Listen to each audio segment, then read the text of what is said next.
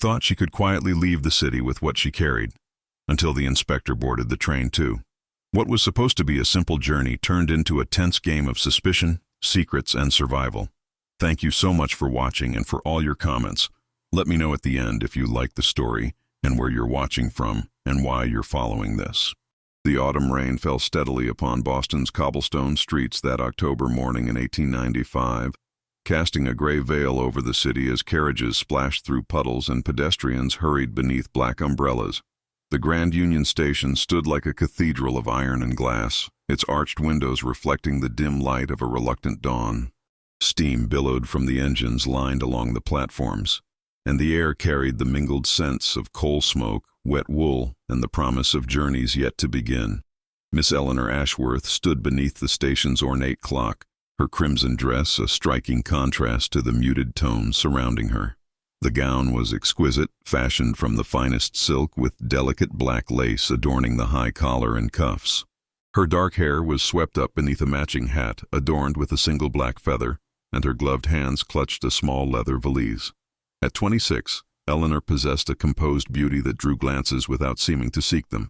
Her gray eyes held an intelligence that made some uncomfortable, though she had long since ceased caring about such opinions. She had purchased her ticket to New York 3 days prior, planning this journey with meticulous care. The red dress had been her mother's favorite, worn on special occasions, and Eleanor had chosen it deliberately for reasons she kept close to her heart. Now, as she watched the great locomotive that would carry her southward, she felt the weight of what she carried in her valise pressing against her side.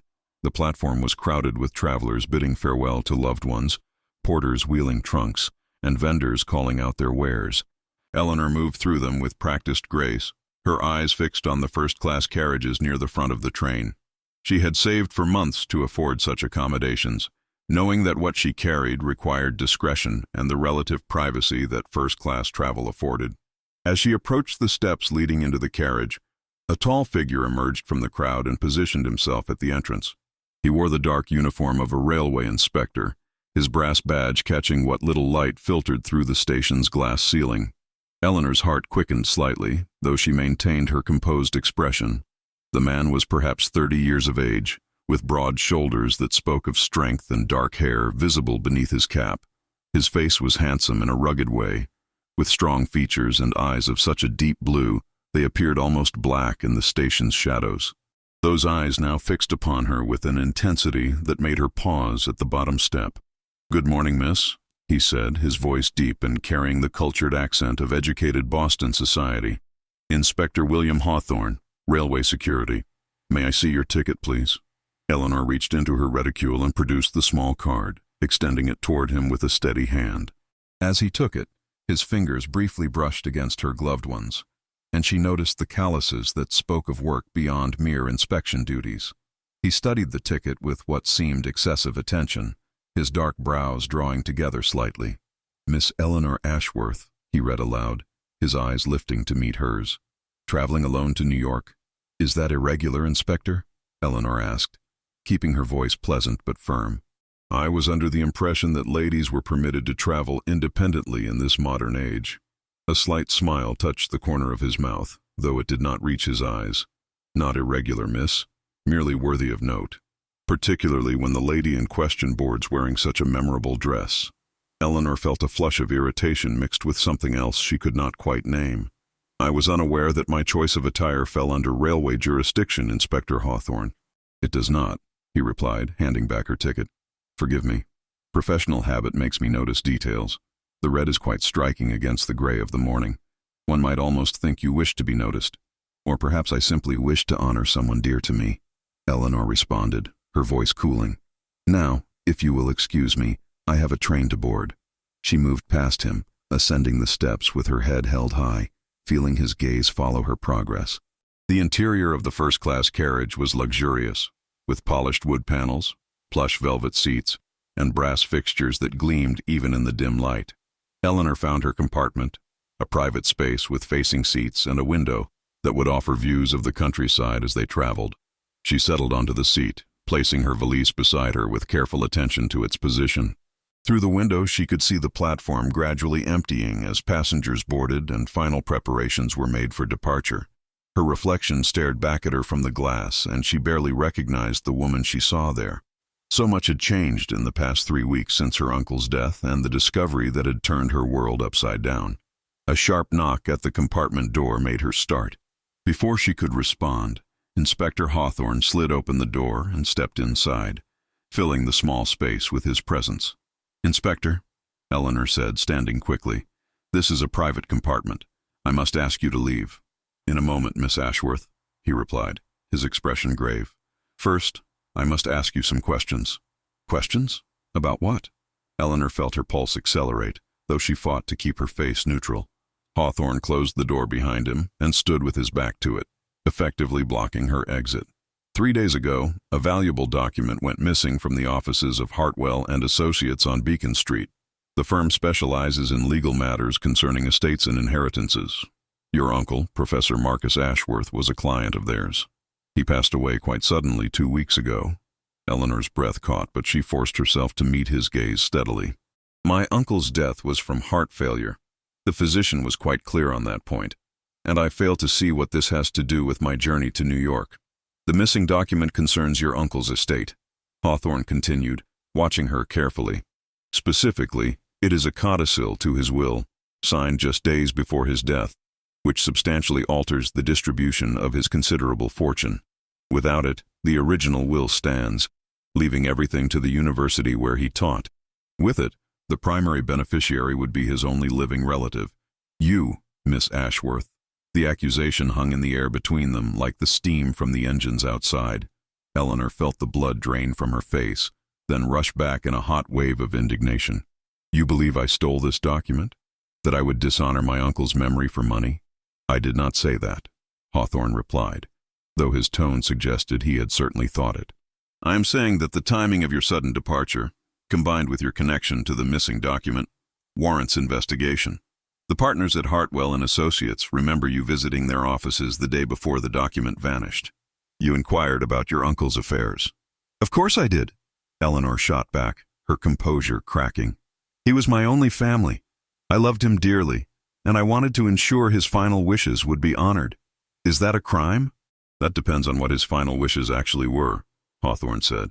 "Miss Ashworth, I am going to have to ask you to open your valise." "Absolutely not," Eleanor said, her hand moving protectively to the bag. "You have no authority to search my private belongings." "Actually, I have every authority," Hawthorne countered, though something in his expression suggested he took no pleasure in this confrontation. "Railway security has broad powers to investigate suspected criminal activity on trains and in stations. If you refuse, I will have no choice but to detain you and summon the police." Eleanor stared at him, her mind racing. The valise did indeed contain documents, papers she had taken from her uncle's study after his funeral. But they were not what this inspector imagined. They were something far more complicated, evidence of discoveries her uncle had made, research that certain parties would prefer remained hidden. The codicil to his will was also there, but not stolen.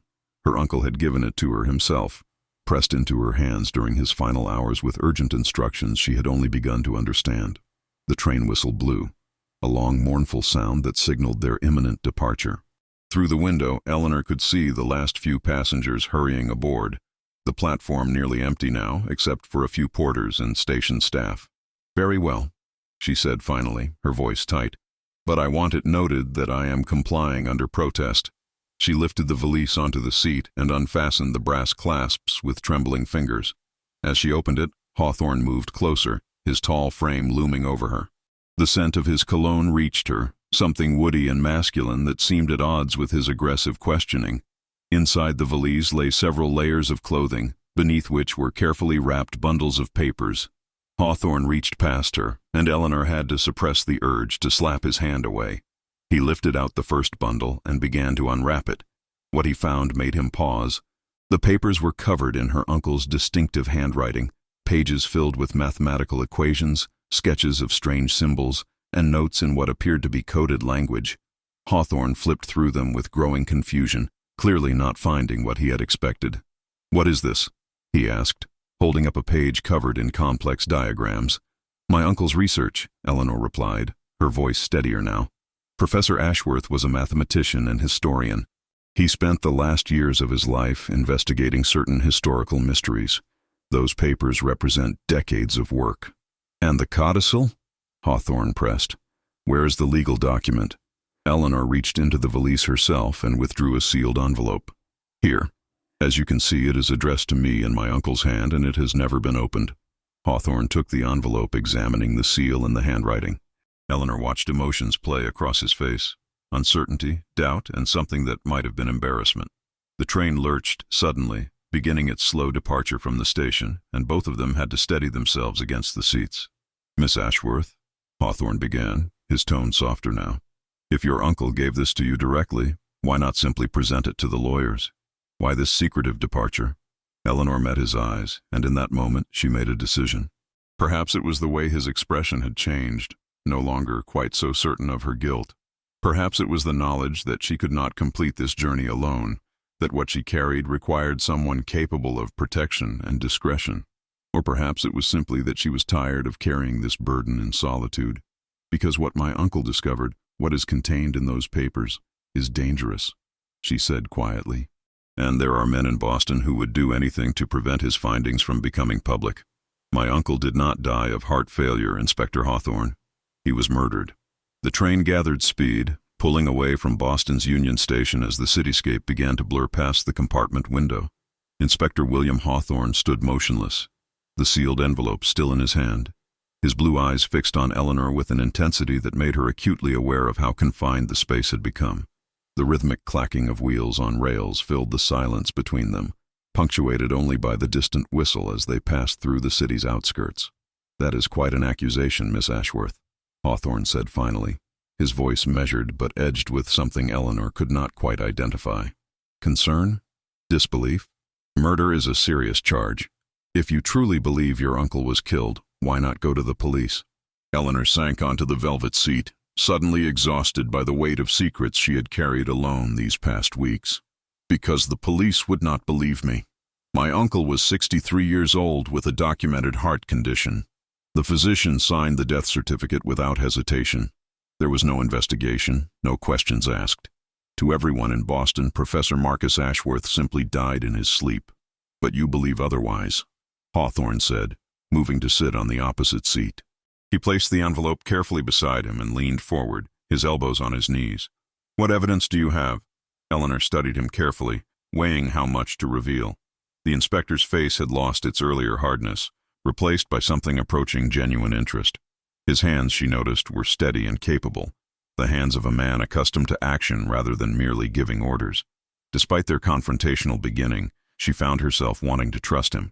The night before he died, my uncle sent me an urgent telegram, Eleanor began, removing her gloves with deliberate care. He asked me to come to his home immediately, said he had made a discovery that would change everything. When I arrived, I found him in his study, surrounded by all those papers you just examined. He was agitated, frightened even, which was entirely unlike him. My uncle was the most composed man I have ever known. What did he tell you? Hawthorne asked, his attention completely focused on her now. He told me that his research into colonial American history had uncovered something extraordinary. For years, he had been studying financial records from the Massachusetts Bay Colony, tracing the movement of wealth and power through the founding families of Boston. What he discovered was evidence of a conspiracy that continues to this day. Eleanor paused, watching Hawthorne's reaction. The inspector's expression remained neutral, though a slight furrow had appeared between his brows. Outside, the landscape had transformed into rolling countryside, fields still green despite the lateness of the season, dotted with farmhouses and small villages. My uncle found proof that several prominent Boston families who still hold significant power and influence, built their fortunes on funds embezzled from the colonial government. But more than that, he discovered they have been systematically concealing this truth for generations, destroying documents, intimidating researchers, even altering historical records held by the university. That is a bold claim, Hawthorne said carefully. But even if true, it hardly seems worth killing over. These events occurred 2 centuries ago. You do not understand, Eleanor replied, leaning forward with urgency. These families control banks, shipping companies, industrial concerns worth millions. Their social standing, their political influence, all of it rests on the legitimacy of their heritage. If my uncle's research became public, proving their ancestors were thieves rather than honorable patriots, the scandal would destroy them. Their business partners would withdraw, their political allies would distance themselves, their daughters would become unmarriageable. In Boston society, reputation is everything. Hawthorne was quiet for a long moment, his gaze moving to the papers scattered across the seat. And the codicil to your uncle's will? How does that fit into this? My uncle changed his will to leave everything to me, including all his research, specifically so that I could continue his work and publish his findings. The university would have buried it all, especially given that several members of the Board of Trustees come from the very families he was investigating. He knew they would suppress the truth to protect their own interests. So you took the codicil, Hawthorne said slowly, to prevent it from disappearing like you fear the research would. My uncle gave it to me, Eleanor corrected firmly. The night he died, he pressed that envelope into my hands and made me promise to guard it with my life. He said I must leave Boston, must take everything somewhere safe where I could find allies who were not compromised by Boston's old guard.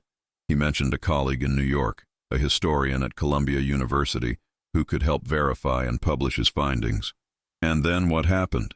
Hawthorne's voice had softened considerably. Eleanor felt her throat tighten with the memory.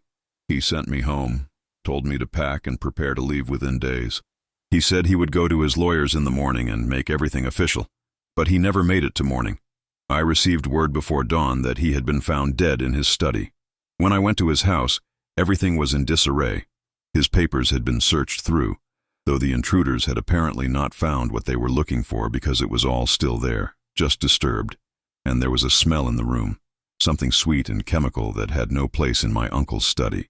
Chloroform, Hawthorne said quietly, or ether. Both can cause heart failure if administered in sufficient quantity, and both leave only the faintest traces that dissipate quickly. Eleanor looked at him sharply. You believe me? I am considering the possibility, Hawthorne replied, which Eleanor realized was likely as close to agreement as the inspector's cautious nature would allow. But Miss Ashworth, if what you say is true, you are in considerable danger. These powerful families you speak of, they would not simply allow you to board a train and escape with evidence of their crimes. As if in response to his words, the compartment door suddenly slid open with considerable force. A man stood in the doorway, well-dressed in a dark suit and bowler hat, his face partially obscured by a thick mustache. His hand rested inside his coat in a manner that suggested a concealed weapon.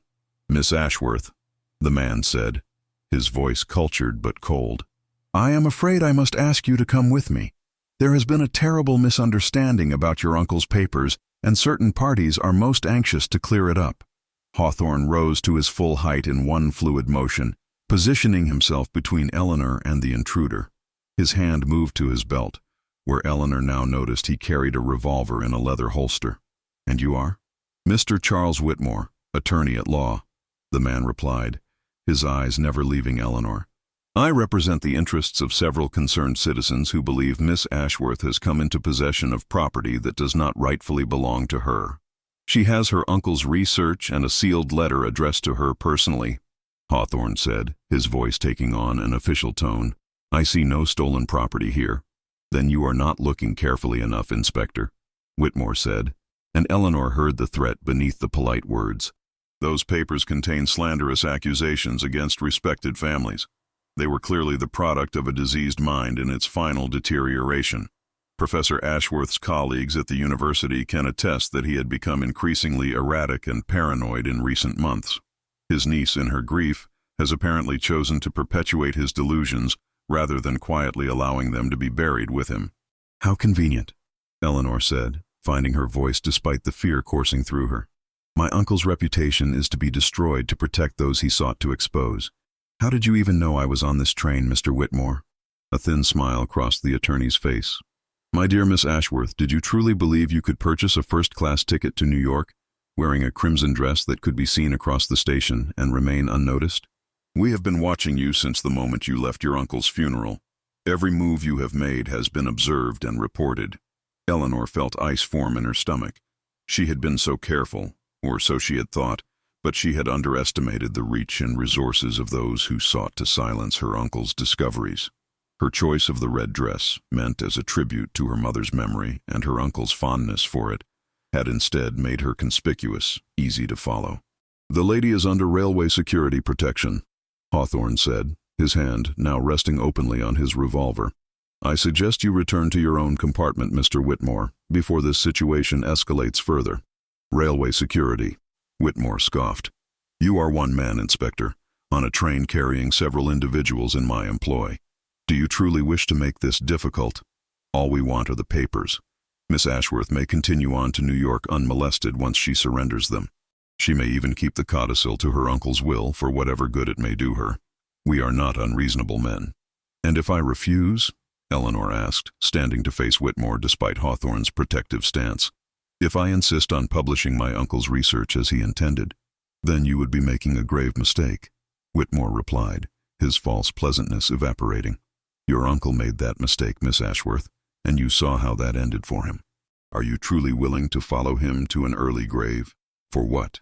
Allegations about events 2 centuries past? Documents that no respectable publication would print? You would destroy your own life, your reputation, your future, for nothing.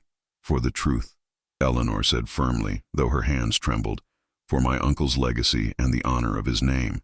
"How noble," Whitmore sneered, "and how foolish. You have until we reach the next station to make your decision. Providence is only an hour away. My associates and I will be waiting outside your compartment. If you attempt to leave or summon help, the consequences will be most unfortunate. Good day, Miss Ashworth. Inspector." He withdrew, sliding the door closed behind him with deliberate care.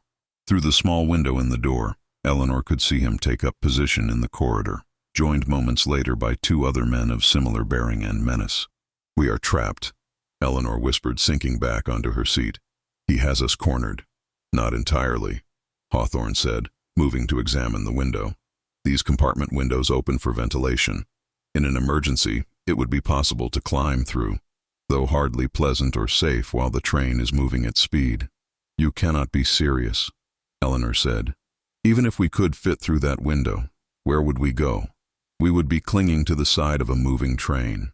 "Not clinging," Hawthorne said, a slight smile touching his lips for the first time since they had met. "The roof. First-class carriages have maintenance ladders at the rear of each car. If we could reach one, we could move along the top of the train to another carriage, perhaps work our way forward to the engine. The engineer would have a telegraph key. We could wire ahead to Providence, have proper police waiting." Eleanor stared at him, trying to determine if he was mad or brilliant. "That is an absolutely insane plan, Inspector Hawthorne." "William," he said, meeting her eyes, "if we are going to risk our lives together, you should call me William. And yes, it is insane, but I see no better alternative. Those men outside will not simply accept defeat at Providence. They will take the papers by force if necessary, and I suspect they have been instructed to ensure you cannot testify about what your uncle discovered." "They mean to kill me," Eleanor said, the reality settling over her like the gray morning mist they had left behind in Boston. "They will try," William agreed, "which is why we must act first, while they believe they still have the advantage. Eleanor, I need you to trust me. Can you do that?" Eleanor looked into his eyes, those deep blue eyes that had regarded her with such suspicion mere minutes ago, and found herself nodding. Yes, I can trust you. But William, I must tell you, I am absolutely terrified of heights." A genuine smile crossed his face then, transforming his stern features into something warm and reassuring. "Then do not look down. Now, we need to prepare. Pack only what you can carry in your pockets. The valise will have to stay, but we can hope to recover it later once we have help. The most important documents, the core of your uncle's evidence. Which are those?" Eleanor quickly sorted through the papers, selecting several that contained her uncle's most damning discoveries and his detailed documentation of sources. She folded them carefully and tucked them into the inner pockets of her dress, grateful for the practical design despite its eye-catching color. The sealed envelope with the codicil went into her bodice, pressed against her heart. William checked his revolver, then removed his inspector's coat and rolled up his sleeves. "The coat would only catch the wind and slow us down. Eleanor, I want you to go first through the window. I will follow immediately behind. Once on the roof, stay low and move toward the rear of the carriage. I will be right with you." "What about those men outside?" Eleanor asked, glancing nervously at the door. "They expect us to sit here quietly until Providence. debating our options and growing more frightened. They will not expect us to act immediately.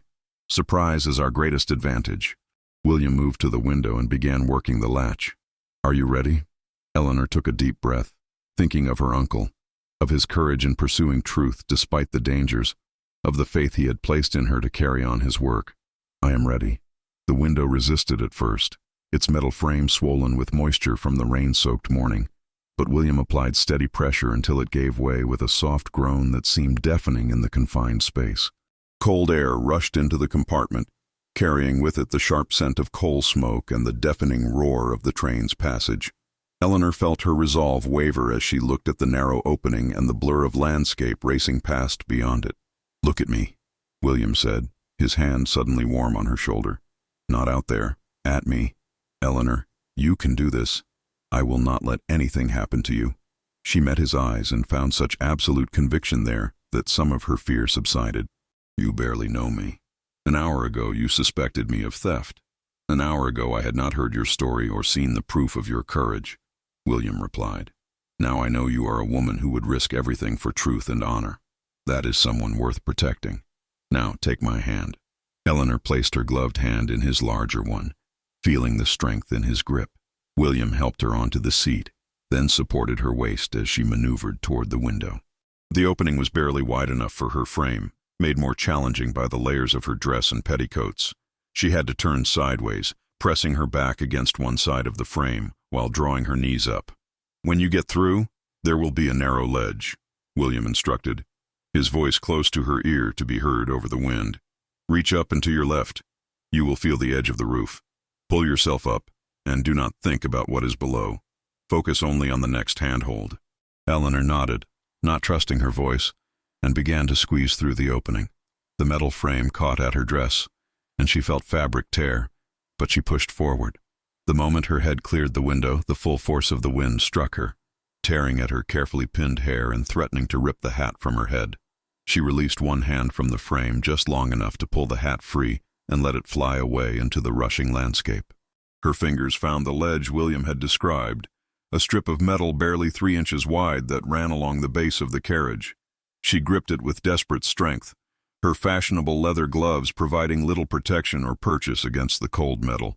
Behind her, she felt William's hands supporting her, guiding her movements until she was fully outside, clinging to the side of the speeding train. "Do not look down," William had said, but Eleanor could not help herself. The ground blurred past impossibly fast, a dizzying rush of grass and gravel. Her stomach lurched and she closed her eyes, pressing her cheek against the cold metal of the carriage. "Eleanor!" William's voice cut through her panic. "Eyes up! Reach for the roof!" She forced her eyes open and tilted her head back. The curved roof of the first-class carriage arched above her, its painted surface slick with morning dew. She could see the maintenance ladder William had mentioned, a series of metal rungs built into the rear corner of the carriage, perhaps 6 feet away along the ledge. 6 feet that might as well have been 6 miles. But even as fear threatened to paralyze her, Eleanor felt something else rising within her, the same determination that had driven her uncle to pursue truth against all opposition, the same stubborn courage that had brought her to this train in her red dress despite knowing she was being watched. She would not fail him now. She began to move, sliding her feet carefully along the ledge while maintaining her grip on the roof's edge. The wind tore at her dress, whipping the heavy fabric around her legs and threatening her balance. She forced herself to focus on William's voice, calling encouragement, and on the slow progress of one foot, then the other, then the first again. When her hand finally closed around the first rung of the ladder, relief flooded through her so intensely she nearly wept. She pulled herself toward it, both hands now gripping the sturdy metal, and began to climb. The ascent was mercifully short, only 5 rungs, and then she was hauling herself onto the roof, rolling away from the edge and lying flat against the gently curved surface. Moments later, William pulled himself up beside her with considerably more grace than she had managed. He was grinning, his dark hair wild from the wind, looking nothing like the stern inspector who had confronted her at the station. "Well done," he shouted over the roar of wind and wheels. "The worst is over." Eleanor might have laughed at the absurdity of that statement, lying as they were on top of a speeding train with armed men hunting them, but she was too busy trying to catch her breath. William crawled closer, positioning himself between her and the edge they had just climbed. "We need to move forward," he said, pointing toward the front of the train. "2 carriages ahead is the mail car. It will have a door we can access from the roof, and railway mail clerks are federal employees. They will have the authority to send telegrams and summon law enforcement." "How do you know so much about train operations?" Eleanor asked, having to shout to be heard. "I was not always an inspector," William replied, a shadow passing over his face. "I worked the railways for several years after the war. Did just about every job there is. It is how I learned to recognize trouble when I see it. Now stay low and follow me.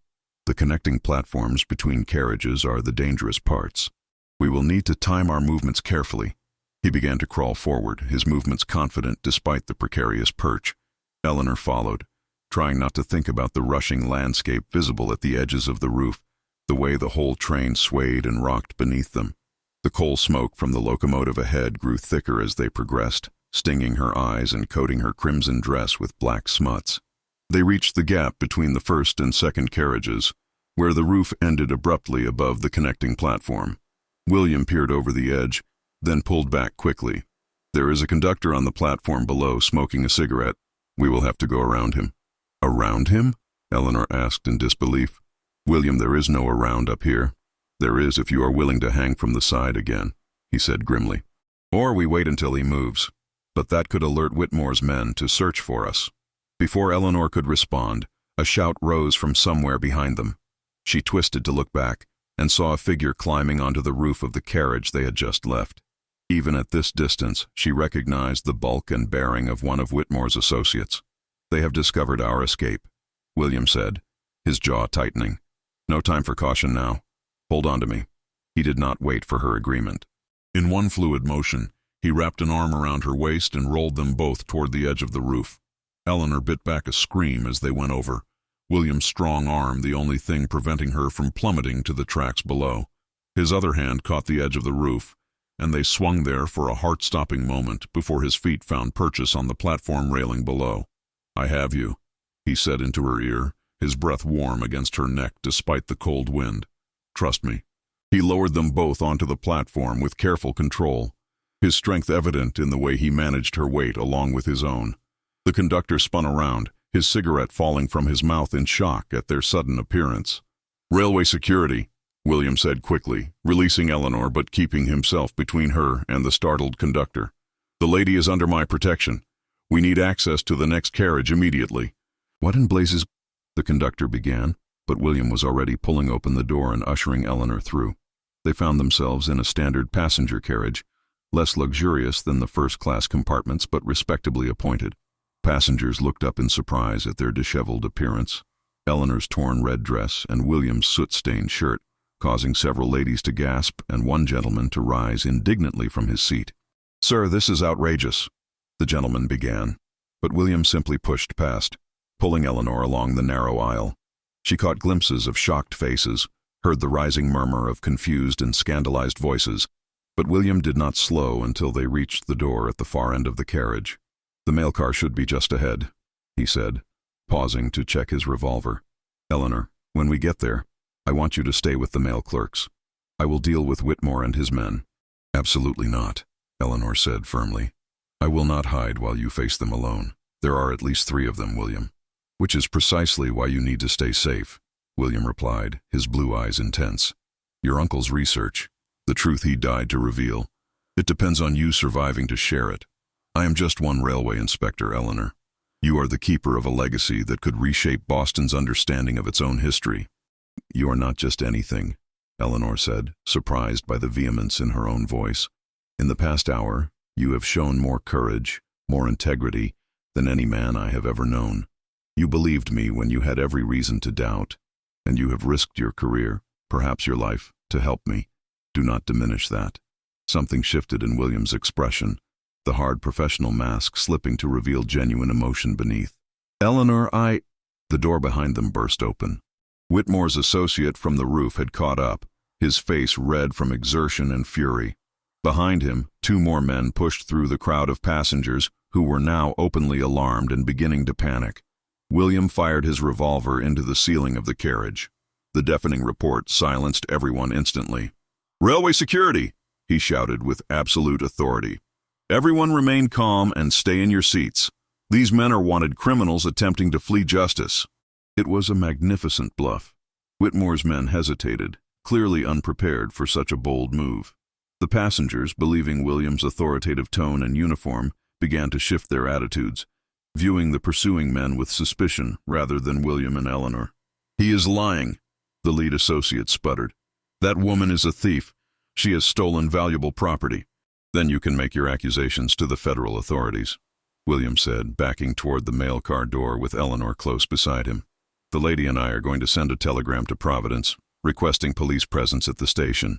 If your claims are legitimate, you will have your opportunity to present them to proper law enforcement. We cannot let them reach that telegraph," one of Whitmore's men said, too loudly, and the passengers' sympathies shifted entirely. Several men rose from their seats, forming an impromptu barrier between the criminals and the inspector they now viewed as a hero. William seized the moment, throwing open the mail car door and pulling Eleanor through. He slammed it behind them and threw the bolt, then turned to find 3 startled mail clerks staring at them from amid stacks of canvas mailbags and sorting tables. "Inspector William Hawthorne, Railway Security," he said, slightly breathless. "I need to use your telegraph immediately. We have a criminal situation requiring urgent communication with authorities in Providence." The senior clerk, a thin man with spectacles and graying hair, recovered quickly from his surprise. "The telegraph is here, Inspector. What message do you need sent?" While William dictated the telegram, Eleanor moved to one of the small windows that allowed the clerks to monitor the tracks ahead. Her hands were still shaking from their escape across the roof, and she felt the delayed reaction to fear setting in now that they had a moment's reprieve. She touched the papers hidden in her dress, feeling their crinkle beneath the fabric, and silently thanked her uncle for his faith in her. "It is done," William said, coming to stand beside her. "Providence police will be waiting when we arrive. Whitmore and his associates will be detained for questioning, and you will be able to continue safely to New York." "And you?" Eleanor asked, looking up at him. "What will happen to you? You have made powerful enemies today, William. Those families my uncle investigated. They will not forgive your interference." "I suspect my career as a railway inspector in Boston is finished," William agreed, a rueful smile touching his lips. "But Eleanor, I have not felt this alive, this certain of doing the right thing, in years. Whatever consequences follow, I will face them knowing I helped expose truth rather than bury it." Eleanor found herself reaching for his hand, no longer caring about propriety or the presence of the mail clerks pretending not to watch them. "Come with me to New York. Help me present my uncle's research to his colleague at Columbia. You understand the evidence now. You have seen what these people are capable of. Your testimony as a law enforcement officer would add credibility to the claims." William's fingers tightened around hers. "Eleanor, if I do that, there will be no going back. I will be burning every bridge to my old life." "Perhaps your old life was not where you were meant to be," Eleanor said softly. "Perhaps this is where you were always meant to arrive, on this train, in this moment, helping to reveal a truth that has been hidden for too long." Before William could respond, the train's whistle blew, a long, sustained note that signaled their approach to Providence. Through the window, Eleanor could see the city coming into view, its buildings and church spires rising against the gray autumn sky. The train began to slow, its brakes engaging with a metallic screech. "They will try something when we stop," William said, his attention shifting back to their immediate danger. "Whitmore knows this is his last chance to prevent the telegraph from reaching the right people. We should stay in the mail car until the police board the train." But as the Providence station platform came into view, Eleanor's heart sank. Standing prominently on the platform, surrounded by a group of well-dressed men who were clearly not police officers, was Charles Whitmore himself. "How is that possible?" she breathed. "He was behind us on the train." William's expression darkened with understanding. "He was never on the train at all. The man who came to your compartment must have been an associate using his name. Whitmore himself traveled ahead by faster means, probably hired a private locomotive. He has been preparing a reception for us." The train shuddered to a complete stop at Providence Station, steam hissing from beneath the carriages as the engineer released the brakes. Eleanor watched through the mail car window as Charles Whitmore consulted with his assembled men, their positions carefully arranged to cover all exits from the train. Her brief hope of rescue evaporated when she realized that none of the well-dressed men on the platform wore police uniforms. "Your telegram," Eleanor said, turning to William with dawning horror. "Did it actually send?" William had already moved to the telegraph key, examining it with growing concern. The senior mail clerk approached, wringing his hands nervously. "Inspector, I apologize, but when I attempted to send your message, the line was dead. We have been experiencing interference for the past 10 minutes. Someone must have cut the telegraph wires between here and Providence." "Of course they did," William said grimly. "Whitmore has had hours to prepare while we fought our way forward on the train. He anticipated every move." He turned to Eleanor, his expression resolute despite their dire circumstances. "We need a new plan, and quickly. Those men will board within moments." Eleanor's mind raced, sorting through possibilities and discarding them just as quickly. They could not fight their way through a dozen men. They could not hide in the mail car indefinitely. The passengers in the other carriages would offer no protection once Whitmore's men began a systematic search. Her uncle's research, pressed against her heart beneath the red silk of her dress, suddenly felt unbearably heavy. "The university," she said suddenly. "William Brown University is here in Providence. My uncle had colleagues in their history department, scholars he trusted. If we could reach the campus, find sanctuary there, we might be able to send word to authorities who are not in Whitmore's pocket. The university is at least 2 miles from the station." William objected. "We would never make it on foot with them pursuing us." "Then we do not go on foot," Eleanor replied, moving to the mail car's forward door. Through its small window she could see the locomotive and tender car just ahead, still radiating heat from the boiler. "The engineer and fireman will need to take on water and coal here. If we could convince them to help us, to make an unscheduled departure." "You want to steal a locomotive?" William asked, and despite everything, there was admiration in his voice. "I want to borrow one temporarily for the purposes of justice and truth," Eleanor corrected, with the ghost of a smile. "Is that not within your authority as a railway inspector?" "My authority is somewhat theoretical at this point," William replied, checking his revolver. "But I appreciate your optimism. The larger problem is neither of us knows how to operate a steam locomotive." "Then we convince someone who does," Eleanor said firmly. "Come on, before Whitmore's men realize we are not in the passenger carriages." They slipped out of the mail car's forward door, dropping onto the gravel beside the tracks. The locomotive towered above them, its massive driving wheels still clicking softly as they cooled. Eleanor could feel the heat radiating from the boiler, see the glow of the firebox through gaps in the cab. Voices drifted from the station platform behind them, Whitmore's men beginning their search of the train. William helped Eleanor climb the steep steps into the locomotive's cab, where they found the engineer and fireman preparing to disembark. Both men turned in surprise at the unexpected intrusion, the engineer's weathered face showing more curiosity than alarm. "Here now, what is this?" he asked, his voice rough from years of shouting over engine noise. "Passengers are not permitted in the cab." "Inspector William Hawthorne, Railway Security," William said, displaying his badge. "I need to commandeer this locomotive immediately for an emergency pursuit of criminal suspects." The engineer, a stout man in his 50s with oil-stained overalls, squinted at the badge skeptically. "That is a Boston badge, Inspector.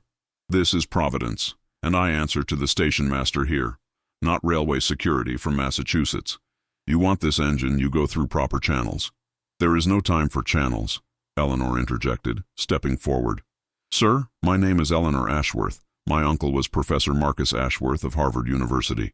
He was murdered 2 weeks ago by agents of powerful families who wanted to suppress his historical research. Those same men are on this platform right now, preparing to kill me and destroy evidence of their ancestors' crimes. I am begging you, as one human being to another, please help us reach Brown University where we can find protection and proper authorities." The engineer's expression shifted as he studied Eleanor's face, taking in her torn red dress, her disheveled hair, and the absolute sincerity in her gray eyes. "Marcus Ashworth, I knew that name. My son attends Harvard, studies history. He spoke of Professor Ashworth with great respect, said he was the most honest scholar in the department." He looked past them toward the platform, where raised voices indicated the search was intensifying. "These men who hunt you, they are the ones responsible for his death?" "They are," Eleanor confirmed, "and they represent families who have been concealing the truth about Boston's founding for generations. My uncle spent his life uncovering that truth, and I have sworn to complete his work. The engineer exchanged a long look with his fireman, some unspoken communication passing between them. Then he nodded decisively. My name is Thomas Brennan, Miss Ashworth, and my father came to this country with nothing, built a life through honest labor. I have no love for those who inherit wealth stolen from others. Samuel, he addressed the fireman, a younger man with powerful shoulders, stoke the firebox. We are taking this lady to the university. Mr. Brennan, you could lose your position for this, William warned. The railway company will not look kindly on an unauthorized departure. Then I will find another position, Brennan replied, already moving levers and checking gauges with practiced efficiency. Some things matter more than employment, Inspector. Samuel, give us full steam. We are going to move fast. The fireman shoveled coal into the glowing maw of the firebox with impressive speed, and Eleanor felt the locomotive begin to tremble as pressure built in the boiler. Through the cab's window, she saw movement on the platform. Whitmore's men running toward the locomotive as they realized what was happening. They are coming, she said urgently. Let them come, Brennan said, releasing the brake with a sharp hiss of air. No man alive can catch a locomotive once she is moving.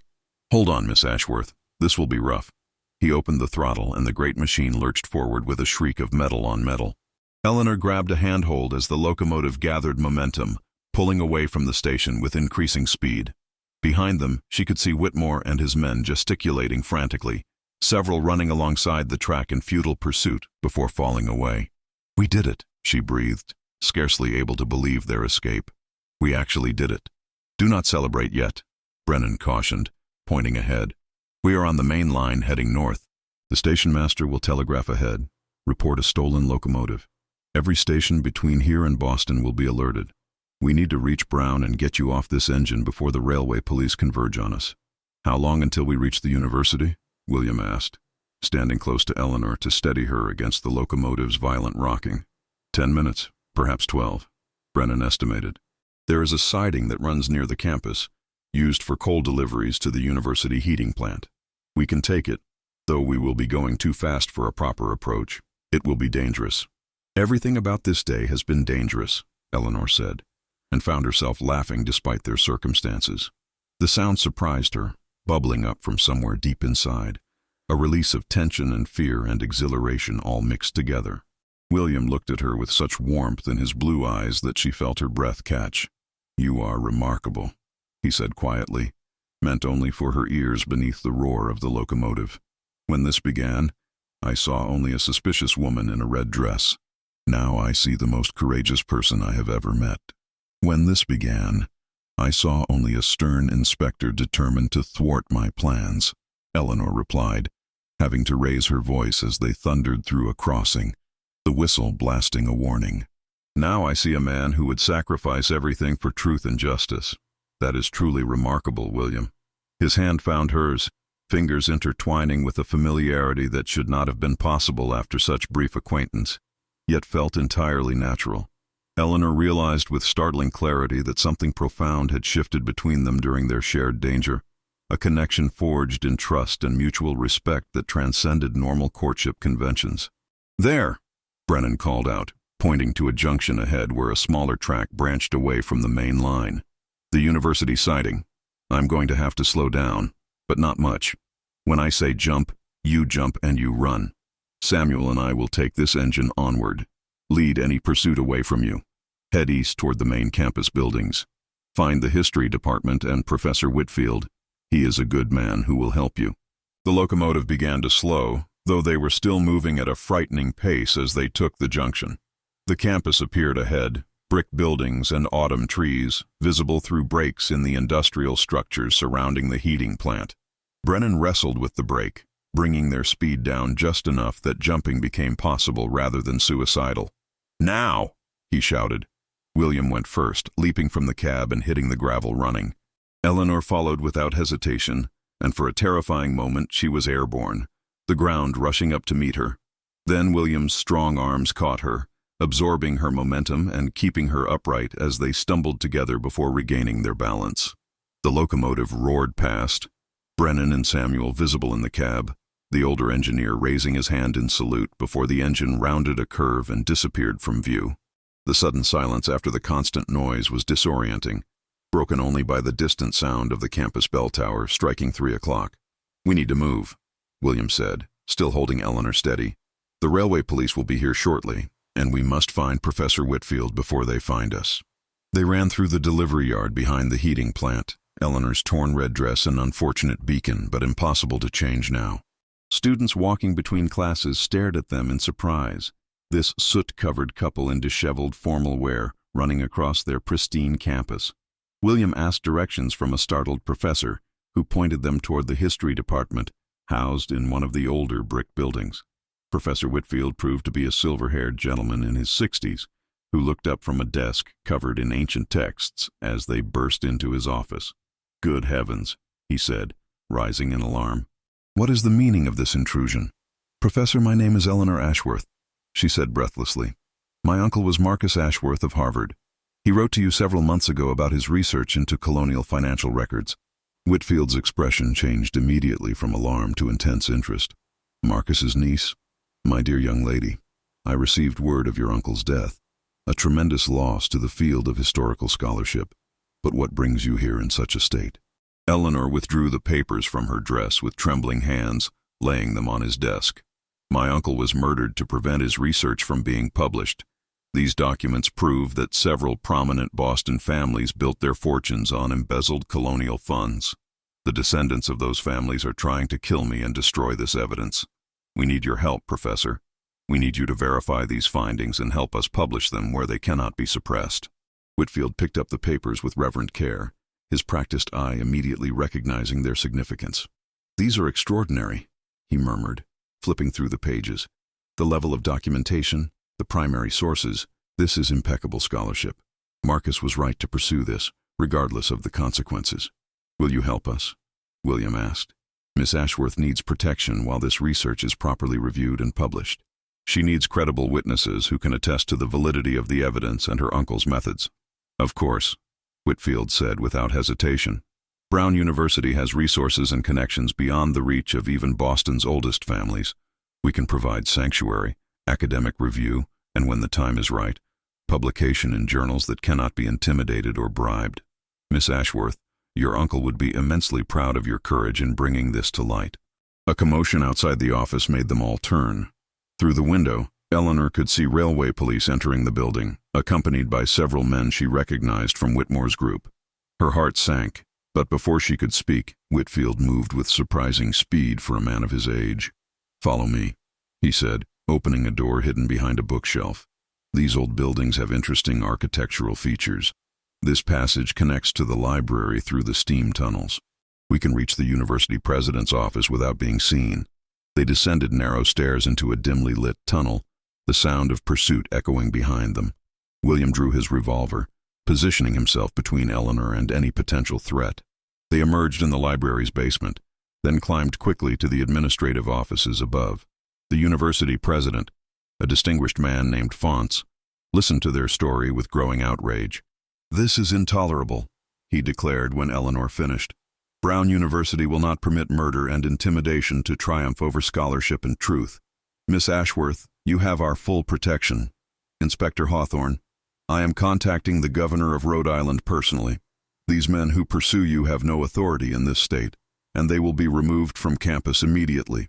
True to his word, President Fonts summoned campus security and local Providence police. Within an hour, Whitmore and his associates were escorted off university property with stern warnings about harassment and trespassing. The railway police, upon learning the full story and seeing Eleanor's evidence, withdrew their pursuit and offered apologies for the confusion. As evening fell over Providence, Eleanor found herself in a comfortable office within the history department, Professor Whitfield and several colleagues examining her uncle's research with scholarly enthusiasm. William stood by the window, watching the campus lights come on as twilight deepened, his profile strong and thoughtful. Eleanor excused herself from the scholars and joined him at the window. "It is over," she said softly. "We are safe, and my uncle's work will be published." "Not over entirely," William replied, turning to face her. "There will be a scandal when this research becomes public. Legal challenges, social upheaval, possibly criminal investigations into how your uncle died. You will be at the center of all of it, Eleanor. Are you prepared for that?" I am, if I do not have to face it alone, Eleanor said, meeting his gaze directly. William, in the space of one extraordinary day, you have shown me what true courage and integrity look like. You have risked everything to help me, a woman you had every reason to distrust. I find myself hoping that this is not where our story ends, that perhaps it is only the beginning. William's expression softened, and he reached for her hand with the same gentle strength he had shown throughout their ordeal. Eleanor Ashworth, when you boarded that train this morning in your red dress, I thought you were a criminal. Instead, I found the most remarkable woman I have ever met. If you will permit it, I would very much like to remain by your side as you continue your uncle's work. Not as an inspector anymore, but as whatever you need me to be. A partner, Eleanor said, squeezing his hand. An equal. Someone who believes in truth as much as I do. Then that is what I will be, William promised. Though I should warn you, I have no fortune, no prospects beyond what I can earn through honest work. The life I can offer will be nothing like what you might have had. The life I might have had would have been built on comfort and compromise, Eleanor replied. I prefer this one, built on truth and courage, shared with someone who understands why those things matter. William smiled then, the stern inspector's face transforming into something warm and open. Your uncle would approve, I think. He would have loved you, Eleanor agreed. He always said the measure of a man was not in his birth or wealth, but in what he was willing to sacrifice for principle.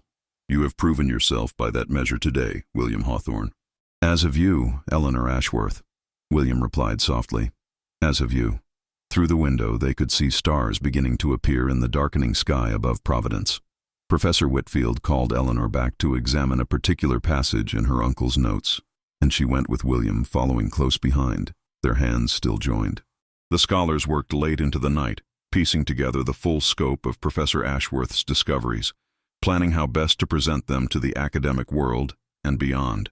In the weeks that followed, the story of Eleanor's dramatic escape on the Boston to New York train became legendary throughout New England.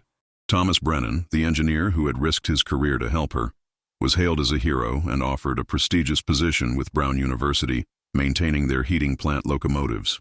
The codicil to Professor Ashworth's will was validated, leaving Eleanor with sufficient means to continue his work without financial concern. William formally resigned from railway security and accepted a position as head of campus security at Brown, though everyone understood his real purpose was to remain close to Eleanor and assist with her research. The two became fixtures in Providence academic circles, known for their passionate defense of historical truth and their equally passionate devotion to each other. Professor Ashworth's research was published in the spring of 1896 to enormous controversy. Several prominent Boston families faced social disgrace and legal challenges as the evidence of their ancestors' crimes became public knowledge. Reforms were enacted in how historical documents were preserved and accessed, preventing future suppression of uncomfortable truths. On a warm June evening, 1 year after that fateful train ride, William and Eleanor were married in a small ceremony in the Brown University chapel. Eleanor wore a new dress for the occasion, but she had chosen crimson silk in honor of the red dress that had started their adventure, the dress that had made her visible and led her to the man who would become her partner in truth and in life. As they exchanged vows before friends, colleagues, and the scholarly community that had embraced them both, Eleanor thought of her uncle and knew he was smiling somewhere beyond sight. She had kept her promise to him, had ensured his life's work would endure, and that truth would triumph over convenient lies. But more than that, she had found something she had not expected to discover, a love built on mutual respect, shared courage, and absolute trust. When William kissed her as husband and wife were pronounced, sealing their commitment before all witnesses, Eleanor felt complete in a way she had never imagined possible. The journey that had begun with suspicion and fear had led them to this moment of joy and promise. The red dress, the speeding train, the dangerous chase, all of it had been necessary to bring them together, to forge in fire and danger a bond that would last their lifetime. As they walked down the aisle hand in hand, Eleanor caught sight of the crimson silk of her dress and smiled. She had boarded a train expecting confrontation and uncertainty, perhaps expecting to face her battles alone as she had prepared herself to do. She had not expected the inspector to suspect her, to challenge her, to ultimately believe in her and fight beside her. She had not expected to find love in the midst of danger and discovery. But life, Eleanor had learned, was full of unexpected gifts for those brave enough to pursue truth, wherever it might lead. And the greatest truth she had discovered was this: that courage and integrity, when shared between two hearts, could overcome any obstacle and build a future worth living. Together, she and William would continue Professor Ashworth's legacy, would defend truth against those who sought to bury it, and would prove that honor and love could triumph even in a world that often valued neither. Their story, which had begun on a gray October morning with a woman in a red dress and a suspicious inspector, would continue through decades of partnership, scholarship, and devotion. And whenever they told the tale of how they met, as they often did to students and colleagues who asked, they would smile at each other with the special understanding of those who had faced danger together, and emerged not just unscathed, but transformed and united by the experience. The red dress hung in Eleanor's wardrobe for many years afterward, carefully preserved, a reminder of the day that changed everything. And sometimes, on significant anniversaries, she would wear it again, and William would look at her with the same mixture of admiration and love that had first appeared in his eyes during that extraordinary day, when a professor's niece and a railway inspector discovered that the greatest mysteries were not historical conspiracies or stolen documents, but the unexpected ways that fate could bring two souls together and change both their lives forever.